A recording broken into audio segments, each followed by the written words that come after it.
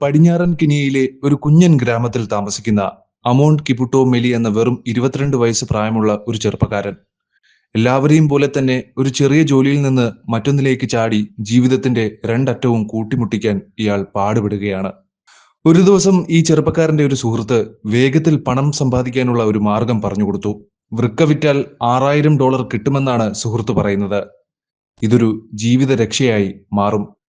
എന്നാൽ പിന്നീട് വെളിപ്പെടുന്നത് ചൂഷണത്തിന്റെയും കെനിയൻ കേന്ദ്രമായ ആഗോള അവയവ വ്യാപാരത്തിന്റെയും ഞെട്ടിക്കുന്ന ഒരു കഥയാണ്. കെനിയ, മധ്യേഷ്യ എന്നിവിടങ്ങളിലെ ദരിദ്രരായ യുവാക്കളെ പണത്തിനായി എങ്ങനെ വൃക്ക വിൽക്കാൻ പ്രേരിപ്പിക്കുന്നു എന്നതാണ് DWയും CDFും നടത്തിയ പ്രത്യേക അന്വേഷണത്തിലൂടെ തുറന്നു കാട്ടുന്നത്. ജർമ്മനി, ഇസ്രയേൽ തുടങ്ങിയ രാജ്യങ്ങളിലെ സമ്പന്നരായ രോഗികൾ ഈ ജീവൻ രക്ഷിക്കുന്ന ട്രാൻസ്പ്ലാന്റുകൾക്കായി വൻ തുകകളാണ് നൽകുന്നത്. ചെറുപ്പക്കാരനായ അമോണും വലിയ തുക വാഗ്ദാനം ചെയ്യപ്പെട്ടു. ഇത് സുരക്ഷിതമാണെന്ന സുഹൃത്ത് അമോണിനെ വിശ്വസിപ്പിച്ചു. നോക്കൂ, വൃക്കദാനം ചെയ്യുന്നവർക്കൊന്നും ഒരു കുഴപ്പവുമില്ല. പൂർണ്ണ ആരോഗ്യവാന്മാരായിട്ടാണ് അവർ ജോലിയിലേക്ക് തിരിച്ചുപോയത്. അമോണിന്റെ സുഹൃത്ത് അവനെ വിശ്വസിപ്പിച്ചു. എന്നാൽ എൽഡോററ്റിലെ ഒരു ആശുപത്രിയിൽ ശസ്ത്രക്രിയ കഴിഞ്ഞ് വാഗ്ദാനം ചെയ്തതിനേക്കാൾ കുറവായ $4000 മാത്രമാണ് അവന് ലഭിച്ചത്. അതിലും കഷ്ടം, ഉടൻ തന്നെ അമോൺ രോഗബാധിതനായി എന്നുള്ളതാണ്. ബോധരഹിതനായി ഇയാളെ ആശുപത്രിയിൽ എത്തിച്ചപ്പോൾ അമോണിന്റെ അമ്മയ്ക്ക് അവന്റെ ഒരു വൃക്ക നഷ്ടപ്പെട്ടിരിക്കുന്നു എന്ന കാര്യം ഞെട്ടലോടെയാണ് മനസ്സിലാക്കിയത്. അമോണിന്റെ കഥ ഒറ്റപ്പെട്ടതല്ല. നൂറുകണക്കിന് യുവ കെനിയക്കാർ, പ്രത്യേകിച്ച് ദരിദ്ര സമൂഹങ്ങളിൽ നിന്നുള്ളവർ അവയവ വ്യാപാരത്തിലേക്ക് ആകർഷിക്കപ്പെട്ട് പെട്ടുപോകുന്ന സാഹചര്യമുണ്ട്.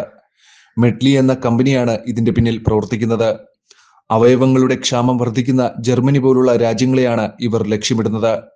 മെഡ്ലി വഴി വൃക്കയ്ക്ക് വലിയൊരു തുക നൽകിയതായി ജർമ്മൻ സ്വദേശി സബീന ഫിഷർ കൗഗ്ലറും സമ്മതിച്ചു. അന്വേഷണങ്ങളിൽ ഗുരുതരമായ വീഴ്ചകളാണ് വെളിപ്പെടുന്നത്.